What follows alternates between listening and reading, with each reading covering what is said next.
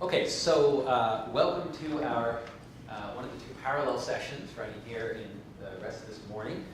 This is the Computation and Data Analytics section.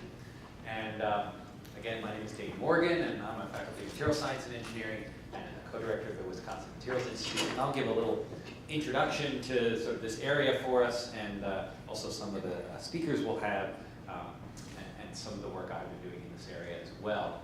So I threw this quote up this morning.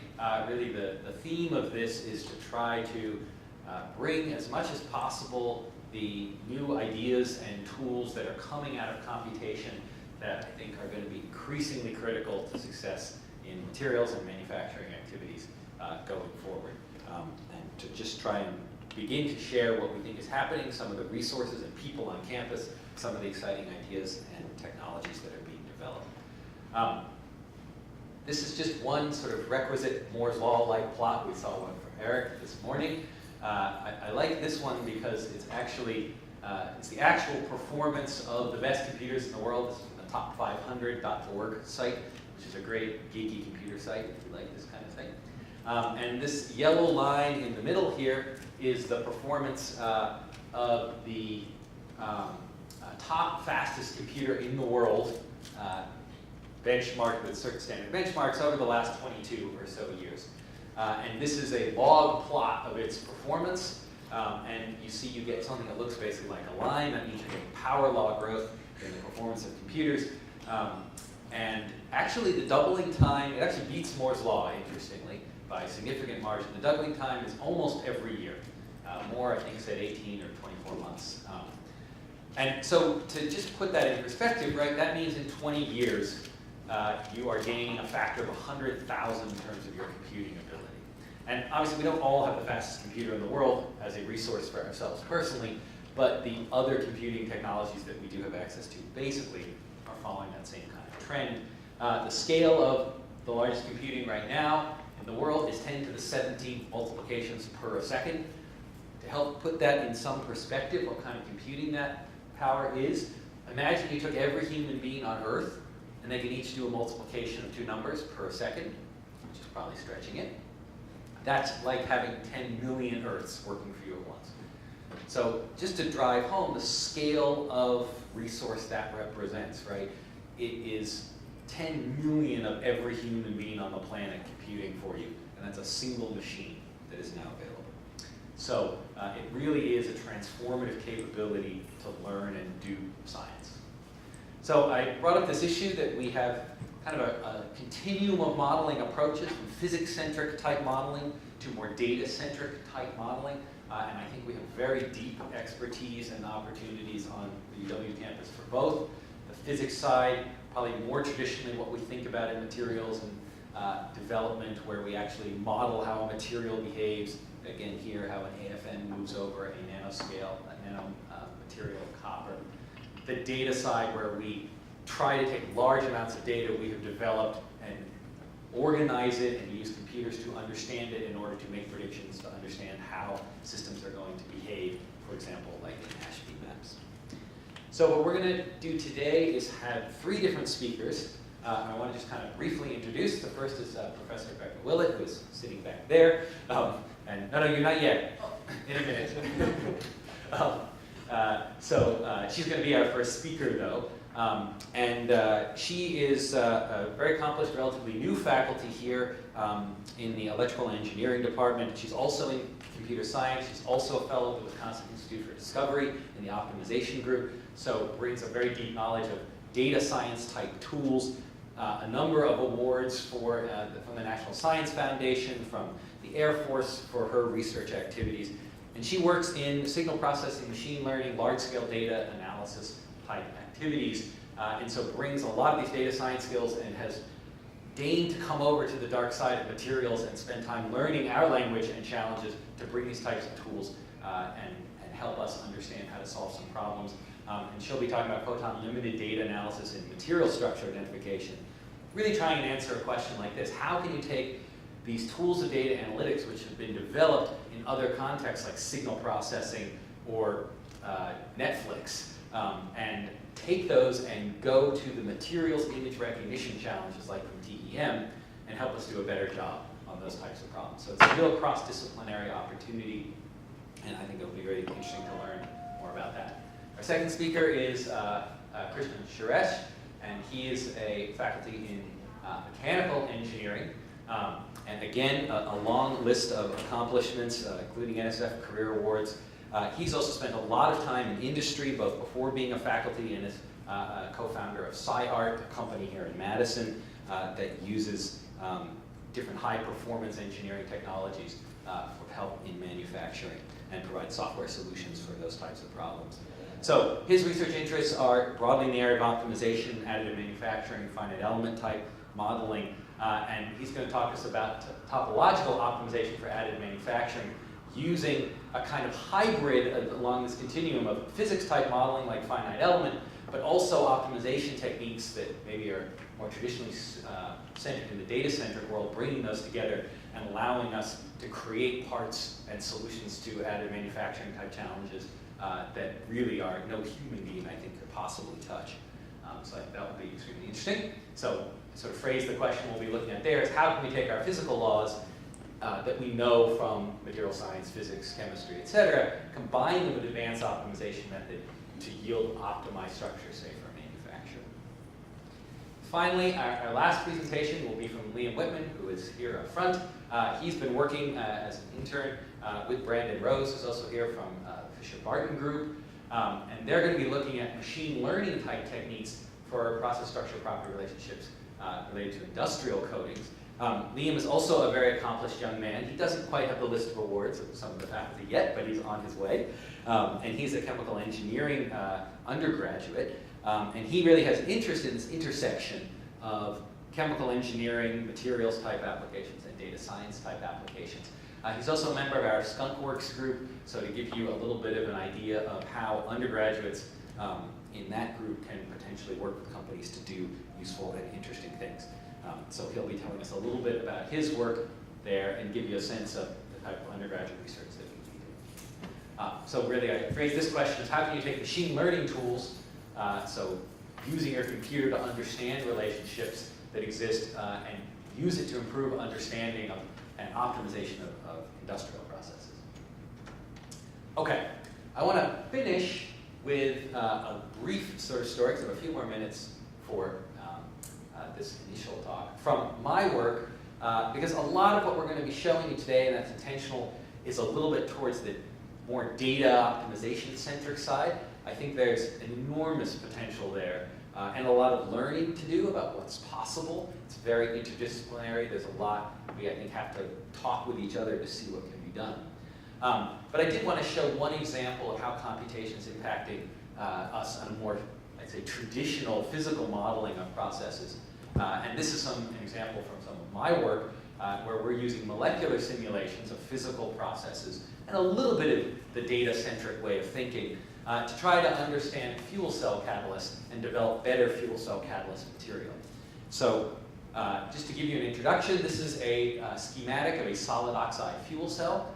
The way this device works is you bring in fuel here on the right-hand side, that's some hydrocarbon or hydrogen.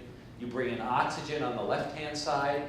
The oxygen gets reduced to a solid oxygen ion, gets transported across an electrolyte. It's a very reactive species when it arrives at the end. It reacts with the fuel, gives you out water and CO2. That reaction gives you energy, but the clever thing about a fuel cell is it forces that energy to take the form of electrons traveling through an external circuit, because they can't travel through the electrolyte, it's insulated. Those electrons are available as a potential to run an electrical device. So it's basically just a way to burn fuel and directly get electricity instead of doing combustion and driving a mechanical piston or something and then turning a generator. What's the efficiency? It depends, but it can be, limits are up in the air like 70–80%, very high. It's an extremely efficient way to burn fuel. And in the practical limits, I mean, the practical devices are still like 50%. So compared to, say, a car engine, which might be more like 25. So they are, I'd say, dramatically more efficient than a typical combustion engine. They come with their own issues. We'll talk a little bit about that. But they have clear advantages. There's a lot of applications for them. They're very clean, they're very low emission, they're very quiet. They can run for tens of thousands of hours. You can burn jet fuel, you can burn diesel fuel, you can burn pure hydrogen, and they're very efficient compared to typical combustion. Probably the killer application is distributed power supply. You can actually go to a company some of you may have heard of, Bloom Energy, which is a solid oxide fuel cell producer. And they, a few years ago, they were the 5th highest venture-funded company ever, well over $1 billion of venture capital funding. And they supply just a power source that takes natural gas and gives you electricity. And you could just put it outside your building. You can pump natural gas into it from natural gas pipelines, and you can just go off the grid. And it will be a very reliable power supply for many, many years.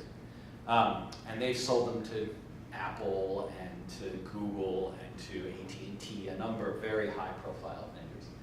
The real question, I think, for this technology that people are trying to figure out is there are some constraints. For example, it only works at about 800 degrees Celsius. So you've got a lot of very hot components inside this device. That, every time you turn that on and off, you heat it up, you cool it down, you get delamination of things, you get thermal expansion, mismatch, you get mechanical breakdown of parts. So it's not clear that typically you want them to run for about 50,000 hours without having major problems. There are degradation processes that take place at these temperatures that inhibit that at present. It limits its uses. You don't really want an 800 degrees Celsius device in your phone. It reduces its lifetimes, and it just drives up the costs. And the real question is, can you actually compete with grid electricity at, say, 10 cents a kilowatt hour by putting one of these in and burning natural gas? And I think the world does not yet know the answer to that question, but if you really can, it would transform the entire structure of the electrical grid very quickly, because it would just be a better distributed solution. But the key challenge is, can we get these temperatures down?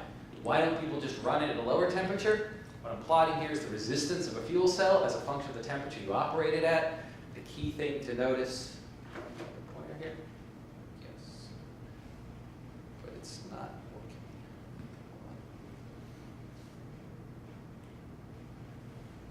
There we go. Okay.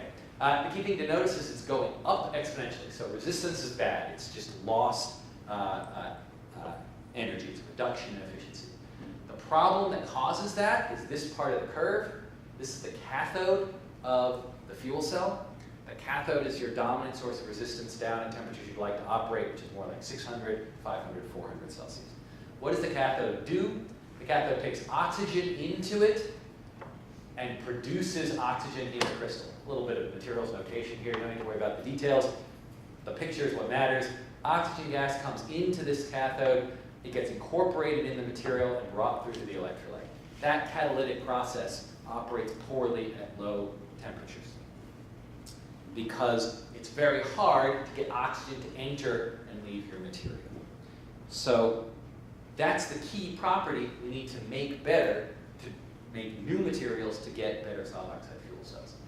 There's a coefficient called the surface exchange coefficient, which represents how easily you can move oxygen in and out of the material.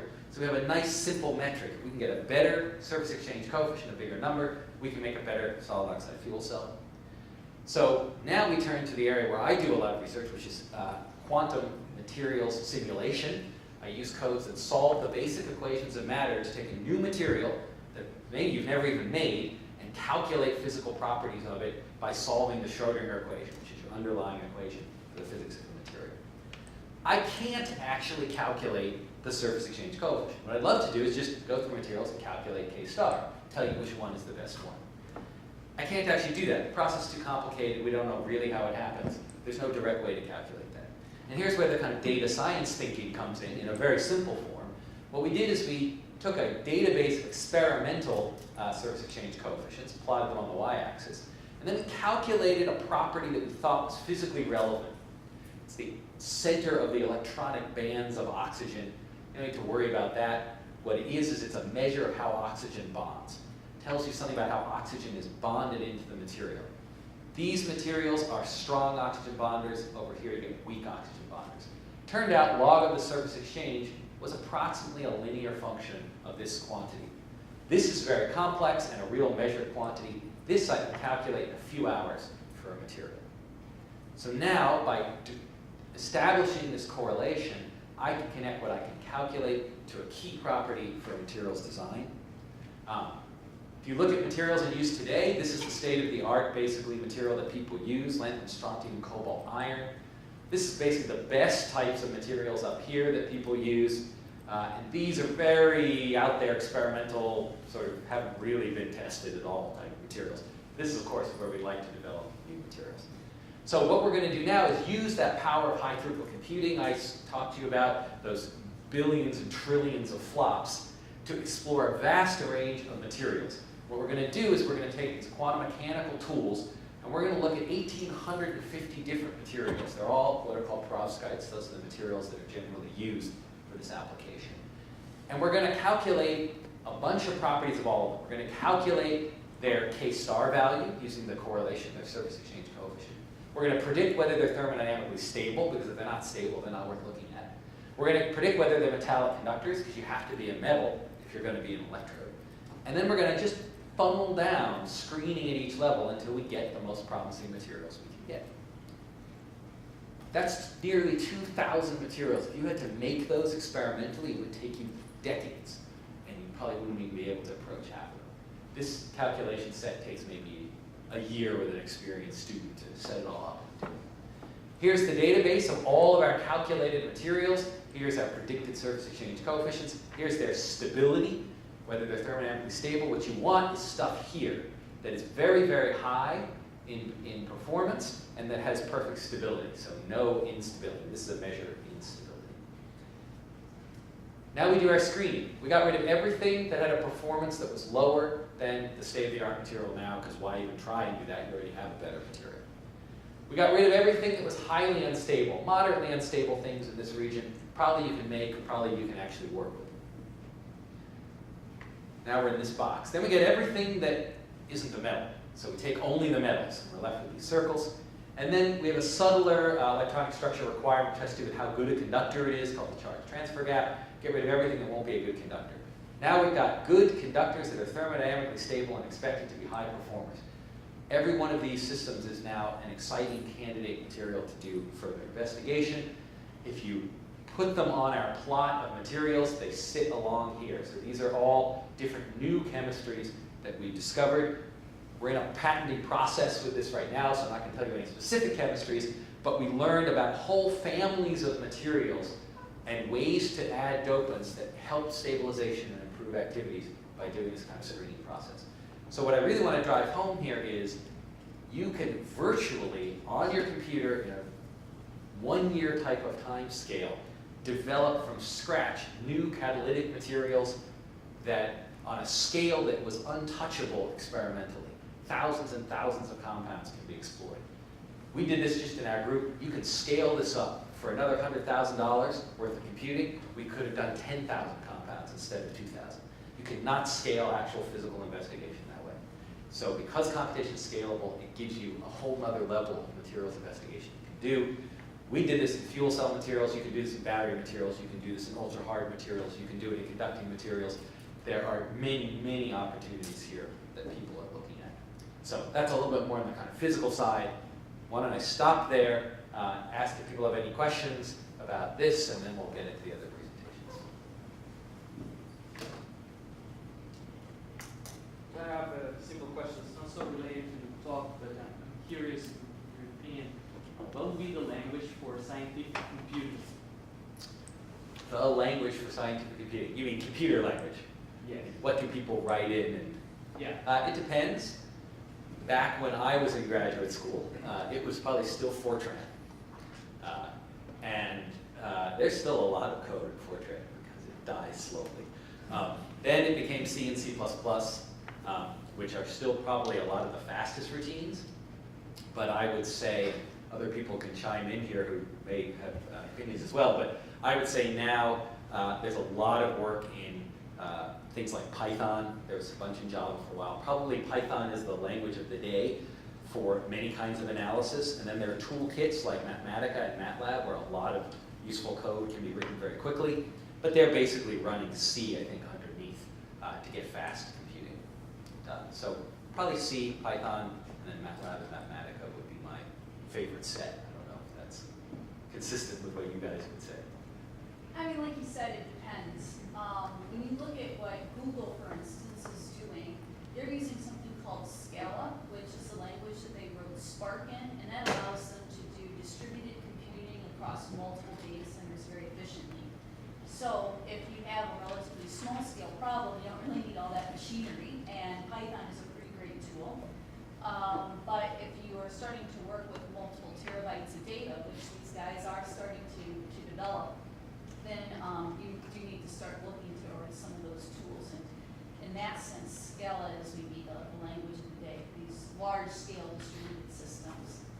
But like Dane said, they still often rely on, if not C, Fortran libraries for doing a lot of the linear algebra under the hood. So when it's the more mathematical programming, MATLAB calls all of these Fortran libraries, and a lot of these other languages do too. So those things are pretty hard to beat still. Sure. I would agree with that. I think for serious number crunching, C and C++ are from Fortran is transitioning over to C and C++. But if you really want a high-level view of the data, Python would serve as a wrapper around your C libraries.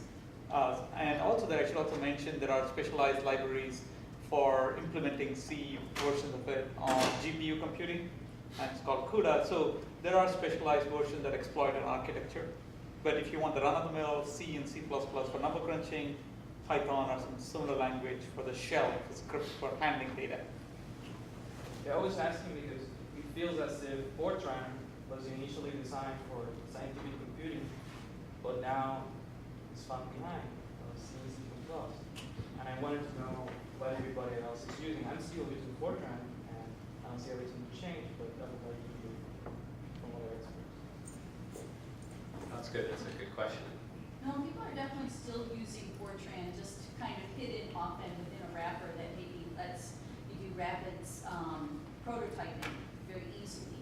But then if you're trying to do something production level that many people are going to be using, then people will take the time maybe to convert that Python rapid prototype to something that's much more engineered for speed, maybe in C or C++. But nevertheless, the Fortran libraries are still at the core of many of these things. So I wouldn't characterize it as falling behind so much. It's just not being, many people don't have the skill set to program in Fortran anymore. And so they're kind of using the existing libraries, which are quite good, rather than developing in raw Fortran.